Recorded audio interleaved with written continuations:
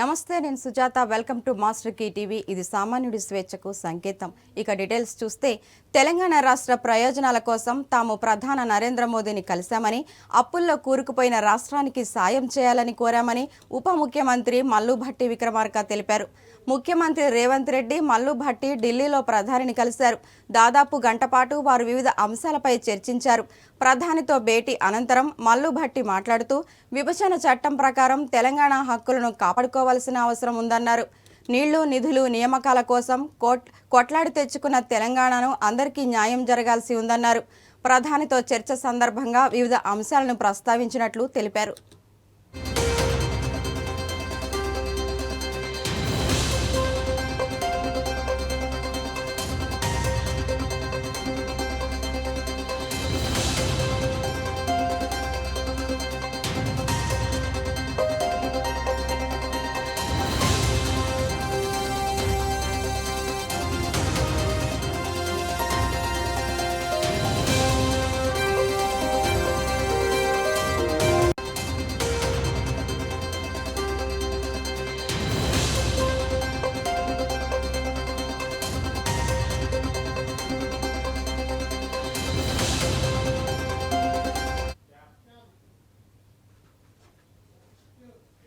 ఈ నెల 18వ తేదీన జరిగిన సుబ్రహ్మణ్యేశ్వర స్వామి షష్ఠి సందర్భంగా తీర్థ మహోత్సవాలు నిర్వహించారు.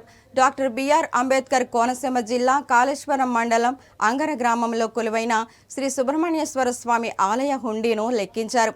హుండీలో సమర్పించిన నగదును లెక్కించగా 29,714 రూపాయలు ఆదాయం వచ్చినట్లు ఆలయ ఈవో రాంబాబు తెలిపారు. దేవస్థానం ఇన్స్పెక్టర్ బాలాజీ ప్రసాద్ ఆలయ కమిటీ వారు సమక్షంలో హుండీ ఆదాయం లెక్కించారు.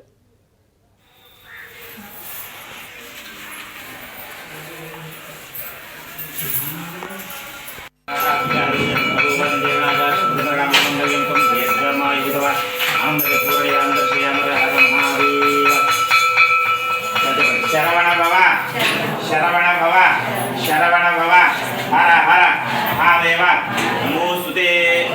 హర హర మహాదేవ శ్రీ వల్లీదేవ సరస్వతి శ్రీ సుబ్రహ్మణ్యేశ్వర స్వామి ఆప్య మహామందవ హర మహాదేవ హర.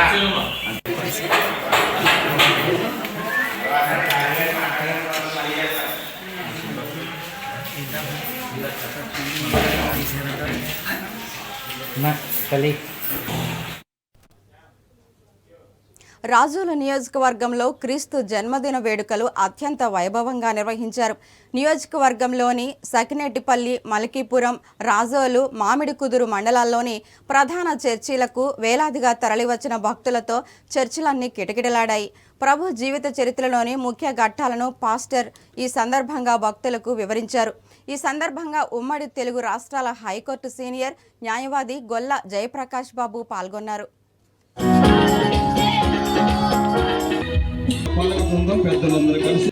ఏంటి ఇంత రిమోట్ ఏరియాకి వస్తున్నారు, ఏమన్నా మీరు రాజకీయాల్లోకి వెళ్తున్నారా అని చెప్పేసి దానికి నా దగ్గర సమాధానం లేదు. చాలాసార్లు రాజకీయాల్లోకి రమ్మన్న ఆఫర్లు వచ్చినప్పటికీ కూడా నేను వాటి జోలికి వెళ్ళకుండా చాలా తప్పించుకుంటాను. అయితే ఈ మధ్య అయితే మాత్రం నా పేరు అక్కడక్కడ చెప్పుకోవడం, మీరు కొన్ని ఆర్గనైజేషన్స్లో చాలా యాక్టివ్గా ఉంటున్నారట, అందుచేత మీరు రాజకీయాల్లోకి వస్తున్నారని చెప్పేసి అడగడం కూడా జరుగుతుంది. నాకు 2 రోజుల నుంచి కూడా ప్రెస్ వాళ్ళు కూడా చాలామంది ప్రెస్ చేసి నన్ను ఆ విషయం అడుగుతున్నారు. నేను వాళ్ళు ఒకటే చెప్తాను, రాజకీయాల్లో రావడానికి నాకు ఎటువంటి అభ్యంతరం లేదు. చట్టసభల్లోకి వెళ్ళవలసిన వాళ్ళు చట్టాలను తెలుసుకోవాలి, చట్టాల ఎడల వాళ్ళకి అవగాహన కావాలి. ఈనాడు అదేవిధంగా హక్కులు ఏంటో తెలియాలి, హక్కుల్ని కాపాడే కెపాసిటీ వాళ్ళకు ఉండాలి. అప్పుడే రాజకీయాల్లోకి వెళ్ళాలి. అలాంటి వాళ్ళు రాజకీయాల్లో ఉంటే ప్రజల యొక్క హక్కులను కాపాడడానికి అవకాశం ఉంటుంది. ఈ పరిస్థితులు ఇప్పుడు లేవు.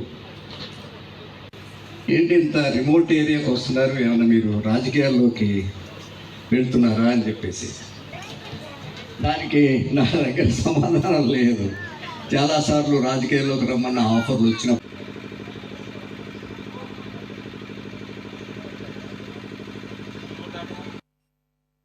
సండే స్కూల్ పిల్లలు గమనిస్తున్నారు. అందరూ కలిసి రండి, అందరూ కలిసి రండి.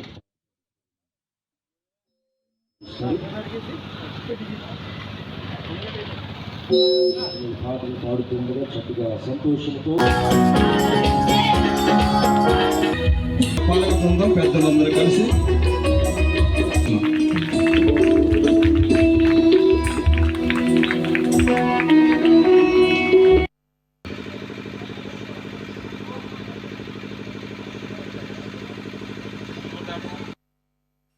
సండే స్కూల్ పిల్లలు గమనిస్తున్నారు. అందరూ కలిసి రండి, అందరూ కలిసి రండి. పాట పాడుతున్నారు.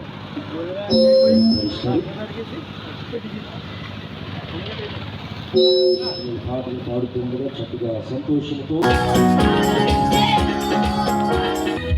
పాలక బృందం పెద్దలందరూ కలిసి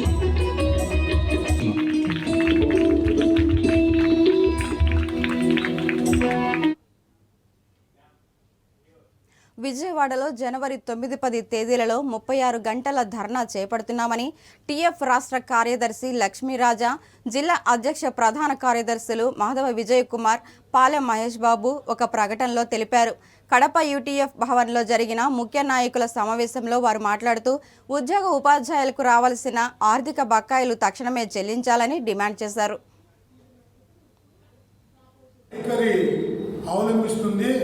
అందుకు నిరసనగా ఆంధ్రప్రదేశ్ ఐక్యోపాధ్యాయ ఫెడరేషన్ యూటీఎఫ్గా మేము దశలవారీ పోరాటాలు చేయడానికి సిద్ధపడ్డాం. ఈ ప్రభుత్వం అధికారంలోకి వచ్చిన వెంటనే మేము ఉద్యోగులకు రావాల్సినటువంటి పిఆర్సీ కావచ్చు, డిఏలు కావచ్చు, ఈఎల్ కావచ్చు, పిఎఫ్ లోన్లు కావచ్చు సకాలంలో చెల్లిస్తామని చెప్పిన ముఖ్యమంత్రి అధికారంలోకి వచ్చి 4.5 సంవత్సరాల కాలం అవుతున్న ఉద్యోగులు, ఉపాధ్యాయులు, విద్యారంగ సమస్యల పట్ల తీవ్రమైనటువంటి నిర్లక్ష్య వైఖరి అవలంబిస్తున్నాడు. అందుకోసం మొదటగా ఆర్థిక బకాయిలు చెల్లింపుకై ఈ ప్రభుత్వం పైన దశలవారీ పోరాటానికి పిలుపునిచ్చాం. ఈ నెల 27న రాష్ట్ర వ్యాప్తంగా అన్ని జిల్లా కలెక్టర్ కార్యాలయం వద్ద సాయంత్రం పూట నిరసన కార్యక్రమం చేపడుతున్నాం. అలాగే రాష్ట్ర ప్రభుత్వం అధికారంలోకి వచ్చి 4.5 సంవత్సరాలు గడిచిపోయింది. ఉద్యోగులకు, ఉపాధ్యాయులకు సకాలంలో పిఆర్సీ, డిఏ అరియర్లు, అలాగే పిఎఫ్, ఏపీజేలై తదితర ఆర్థిక బకాయిలు సకాలంలో చెల్లిస్తామన్న ఈ ముఖ్యమంత్రి రాష్ట్ర ప్రభుత్వం 2 సంవత్సరాలుగా ఉద్యోగులకు, ఉపాధ్యాయులకు చెల్లించాల్సిన ఆర్థిక బకాయిలు చెల్లించకుండా తీవ్రమైన నిర్లక్ష్య వైఖరి అవలంబించింది. అందుకు నిరసనగా ఈ నెల 27న రాష్ట్ర వ్యాప్తంగా అన్ని తాలూకా కేంద్రాల్లో సాయంత్రం 5 గంటల నుంచి 11 గంటల వరకు, రాత్రి 11 గంటల వరకు మేము నిరసన కార్యక్రమాలు చేస్తూ ఉన్నాం. అలాగే జనవరి 3న జిల్లా కలెక్టర్ కార్యాలయం వద్ద రాష్ట్ర వ్యాప్తంగా 12 గంటల ధర్నా చేస్తూ ఉన్నాం. అలాగే జనవరి 9-10 తేదీన అమరావతిలో 36 గంటల దీక్షలు చేస్తూ ఉన్నాం. సీఎం జగన్మోహన్ రెడ్డి రాష్ట్ర వ్యాప్తంగా నిర్వహించిన ఆడుదాం ఆంధ్ర కార్యక్రమాన్ని రాయచోటి మున్సిపాలిటీలో ప్రారంభించారు.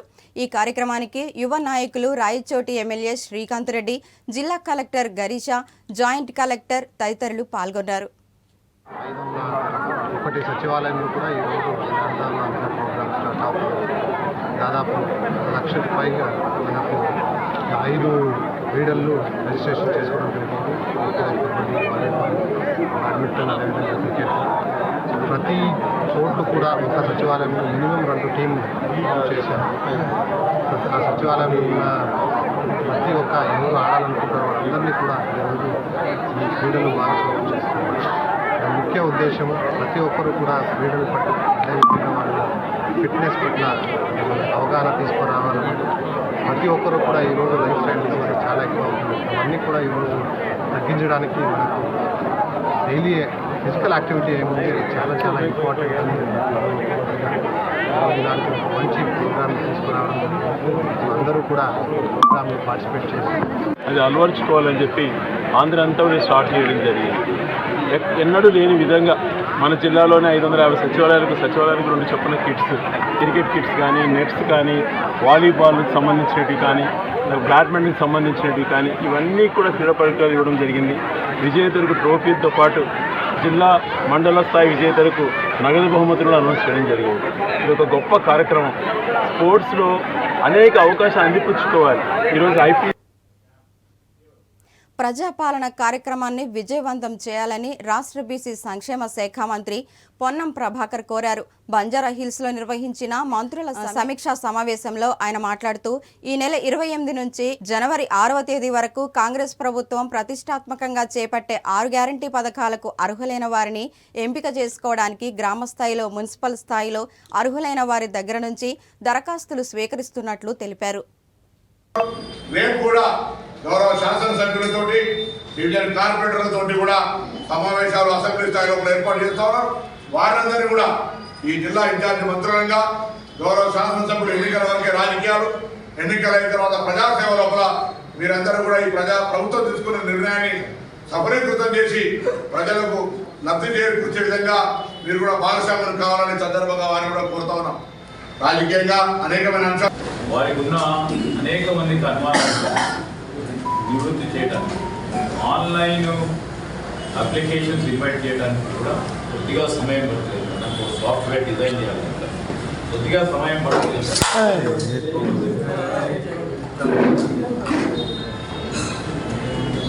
ఆన్లైన్ డిజైన్ చేయాలి. అది అతి త్వరలో కూడా మేము అప్లికేషన్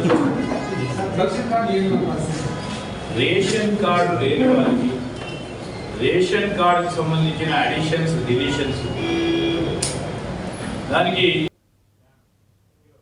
శ్రీకాకుళం జిల్లా మందస మండలం రెట్టి సముద్రం తీరానికి పిక్నిక్ విషాదం నెలకొంది. ఇచ్చాపురం మండలం బెల్లంపల్లి జేఎస్ఆర్ ప్రైవేటుకి చెందిన విద్యార్థులు సముద్ర స్నానానికి దిగారు. ఒక్కసారిగా వచ్చిన రాకాసి అలలకు 3 విద్యార్థులు సముద్రంలోకి కొట్టుకుపోయారు. గమనించిన సహచర విద్యార్థులు చందు, మేఘనాను కాపాడగా జయరాం గల్లంతయ్యాడు. గల్లంతైన విద్యార్థి కోసం బారునా మైరన్ సిఐ రమేష్ కుమార్ ఆధ్వర్యంలో స్థానిక మత్స్యకారుల సహాయంతో ముమ్మరంగా గాలింపు చర్యలు చేపట్టారు.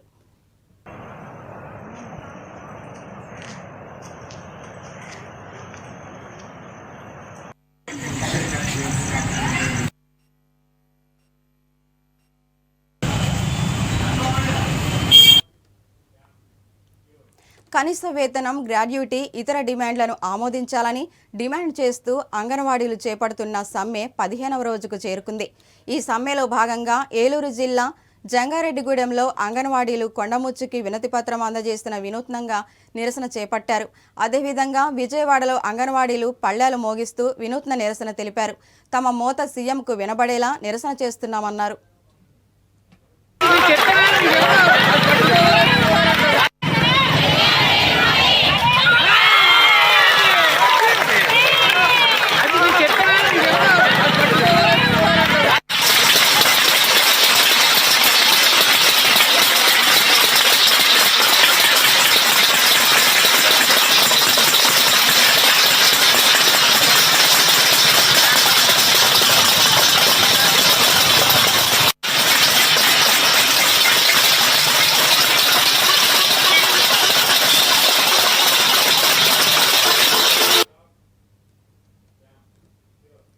రాష్ట్ర ప్రభుత్వం ప్రతిష్టాత్మకంగా చేపట్టిన ఆడుదాం ఆంధ్ర టోర్నమెంటు విశాఖ ఉత్తర నియోజకవర్గంలో ఘనంగా ప్రారంభించారు.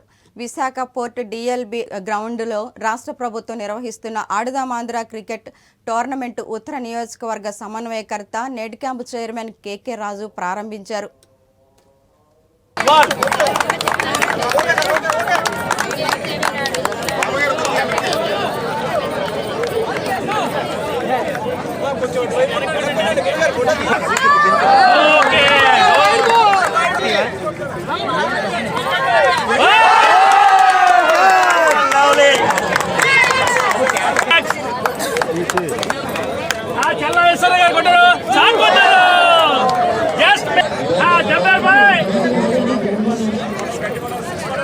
ఏఓబీలోని గొంపకొండ అటవీ ప్రాంతంలో మావోయిస్టు దాచి ఉంచిన డంపును పోలీసులు గుర్తించారు.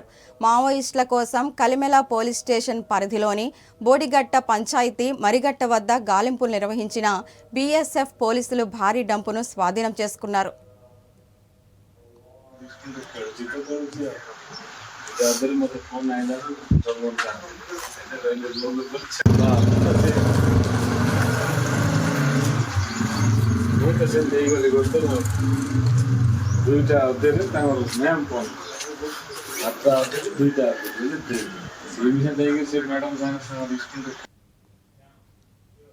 భారత నౌకాదళ శక్తి సామర్థ్యాలు మరింత పెరిగాయి.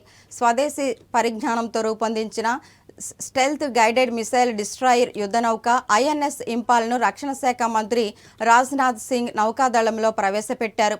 ముంబైలోని సేల్ డక్ యూడ్లో కార్యక్రమాన్ని నిర్వహించినట్లు విశాఖలో తూర్పు నౌకాదళ ప్రధాన కార్యాలయం ప్రకటనలో పేర్కొంది. హిందూ మహాసముద్రంలో చైనా నేవీ కదలికలు పెరుగుతున్న వేళ మన దేశ రక్షణ సామర్థ్యానికి ఇది మరింత పదును పెట్టనుందని అన్నారు.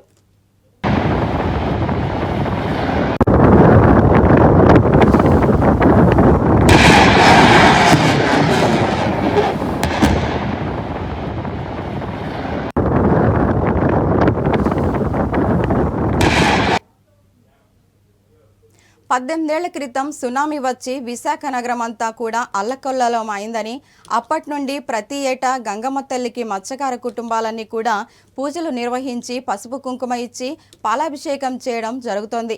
దీనిలో భాగంగా విశాఖ సునామీ రాకుండా ఉండాలని, సకల ప్రజలు కాపాడాలని గంగమ్మకు మత్స్యకారులు స్థానిక ప్రజల ప్రత్యేక పూజలు చేశారు.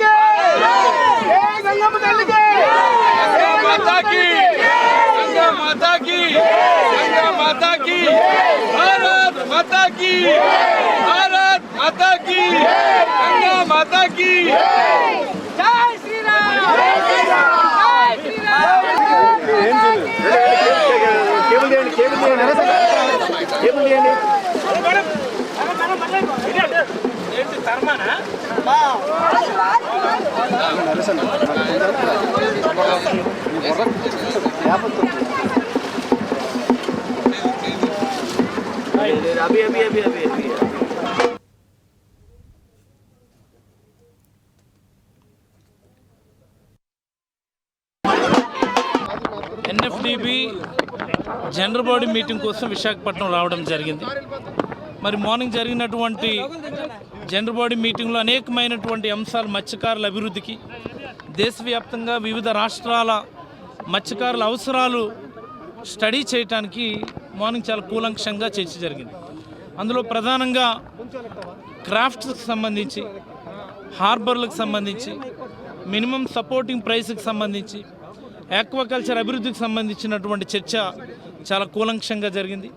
గౌరవ కేంద్ర మంత్రి వారు చెప్పినటువంటి మాట, ఒక్కొక్క రాష్ట్రానికి ఒక్కొక్కలా ఉంది కాబట్టి అవసరం, వీటన్నిటిని అవసరమైతే మనం రికమెండేషన్స్ని రివైజ్ చేసి పిఎంఎంఎస్వై గైడ్ లైన్స్ని అవసరమైతే మార్పులు చేర్పులు చేద్దామని చెప్పి చాలా స్పష్టమైనటువంటి హామీ ఇచ్చారు. చాలా సంతోషం. మరి అలాగనే దానిలో భాగంగానే ఈరోజు మత్స్యకారులతో ప్రత్యేక ఇంటరాక్టివ్ కార్యక్రమం ఈరోజు పెద్దజాలార్పేట గంగమ్మ తల్లి ఉత్సవాల్లో భాగంగా ఇక్కడ మత్స్యకారులతో ఇంటరాక్ట్ అయ్యి అక్కడ ఉన్నటువంటి వాళ్ళ సమస్యల మీద అధ్యయనం చేయడం కోసం, అలాగే మత్స్యకారులు అందరితో ఈ ప్రాసెస్లో పార్టిసిపేట్ చేయడానికి ఇక్కడికి రావడం జరిగింది. చాలా సంతోషకరమైనటువంటి సందర్భం. ఎప్పుడో పూర్వకాలంలో ఉన్నటువంటి ఆచారాలను ఇప్పటికీ కూడా పెద్దజాలార్పేట మత్స్యకారులు తూచా తప్పకుండా పాటిస్తూ ఆ గంగమ్మ తల్లికి పూజ చేసి ప్రజలందరికీ గంగమ్మ తల్లి ఆశీస్సులు ఉండాలని చెప్పి పూజ చేయడం చాలా విశేషమైనటువంటి కార్యక్రమం అని చెప్పి కేంద్ర మంత్రి వారికి తెలియచేయడం చాలా సంతోషమని మీకు అందరికీ కూడా తెలియజేస్తాను. మరి అదే సందర్భంగా ప్రధానమంత్రి నరేంద్ర మోడీ గారి నేతృత్వంలో ఆంధ్రప్రదేశ్ రాష్ట్రానికి సంబంధించి కేంద్ర ప్రభుత్వ సహకారం గురించి కూడా చాలా కూలంకషంగా చర్చించడం జరిగింది.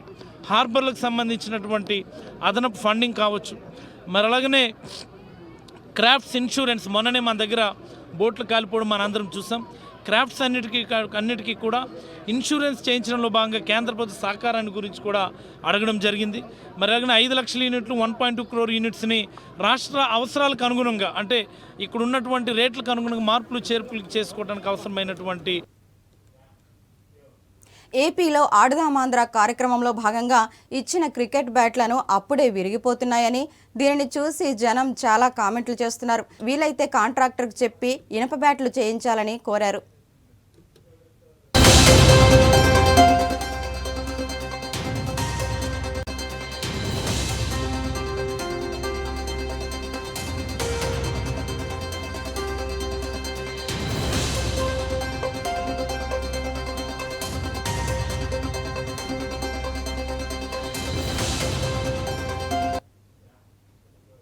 విశాఖ కొమ్మాది జాతీయ రహదారిపై రోడ్డు ప్రమాదం చోటు చేసుకుంది. కొమ్మాది జంక్షన్ వద్ద గ్యాస్ ట్యాంకర్, ఆర్టీసీ బస్సు 3 కార్లు ఒకదానికొకటి ఢీకొన్నాయి. ఈ ప్రమాదంలో ప్రాణనష్టం లేకపోవడంతో అందరూ ఊపిరి పీల్చుకున్నారు. ఈ ప్రమాదంతో జాతీయ రహదారిపై ట్రాఫిక్కు అంతరాయం ఏర్పడింది. సమాచారం అందుకున్న పోలీసులు ఘటనా స్థలానికి చేరుకొని ట్రాఫిక్ను క్రమబద్ధీకరించారు. దట్టమైన పొగమంచు కారణంగా ప్రమాదం జరిగి ఉంటుందని స్థానికులు భావిస్తున్నారు.